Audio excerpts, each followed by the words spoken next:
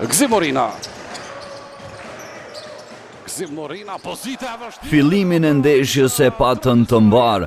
Morina me 5 pike, Nesbit me 3 bën që Ylli të avancoj 8-2 ndaj Pejës në Prince Cafe Superligën e Kosovës në basketbol. Jo plus për Venasit, Gzim Morina edhe një... Por e reagimi i skuadrës së pamposhtur në Superligë ishte i menjëhershëm.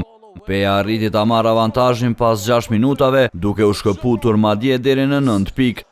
Kampioni i Kosovës forcën e saj e tregoi në 10 minutën e dytë, duke krijuar avantazh deri në 18 pikë, e përsia e tyre pas 20 minutave ishte 16 pikëshe, 57-43. Por me gjithë këtë, Ylli nuk u dorëzua. Ata zhvilluan një çerek të tretë fenomenal, duke e shkrire përsinë e Pejës deri në -2 pikë. E fituesi mbeti të përcaktojë në 10 minutëshin final. Por edhe një herë tjetër, vëmendjen në një ndeshje basketbolli e rrëmbyen tifozët. Pas ofendimeve ndaj klubit të Pejës, gjyqtarët e ndërprejnë ndeshjen dhe urdhëruan që të largohen tifozët nga palestra 13 qershori në Suarek. Pas një pauze 20 minutëshe, basketbolistët u rikthyen në parket.